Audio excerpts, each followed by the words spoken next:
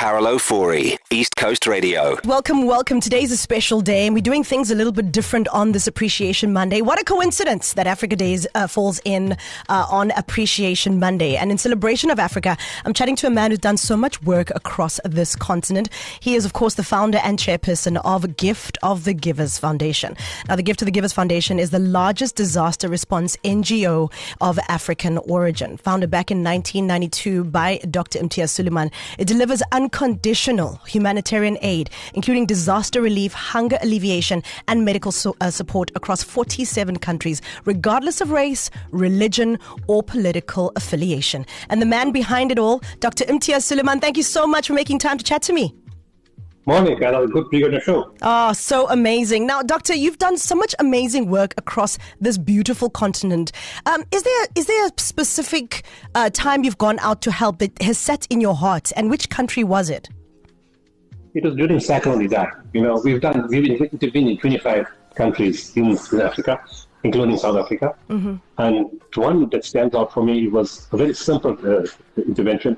Was during the COVID in Mauritius, when the Mauritius government asked for assistance with oxygen machines, and we airlifted 500 oxygen machines to them. It was a one-off thing, and recently, in a parliamentary discussion in Mauritius recently, they re-announced that assistance we gave to them during the time of the whole COVID crisis where they required oxygen machines.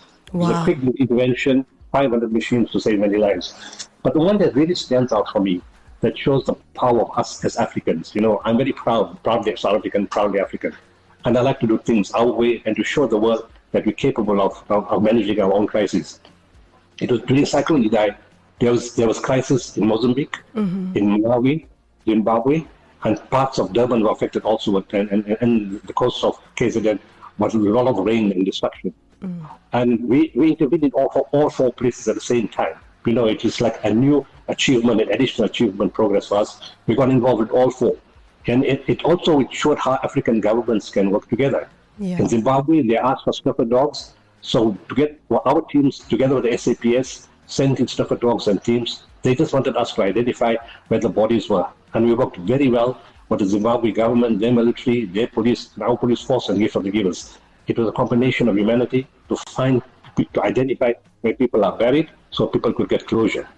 In Malawi, our teams, we have a permanent office in Zimbabwe, and we have a permanent office in Malawi.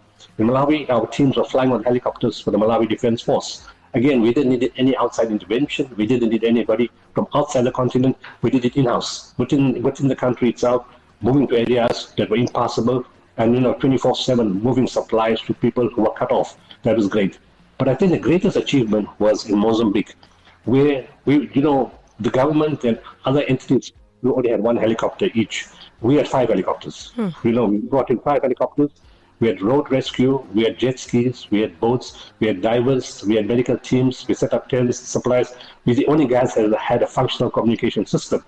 And we were feeding patients, media, and UN agencies and medicines from other agencies to different parts of the country, in terms of the floods. So we moved in road transport from South Africa. We brought in helicopters. And of course, we connected Beira to other parts of Mozambique itself. It was a phenomenal operation. And for the first time ever, normally the INGC, the disaster agency in Mozambique, doesn't talk much to people.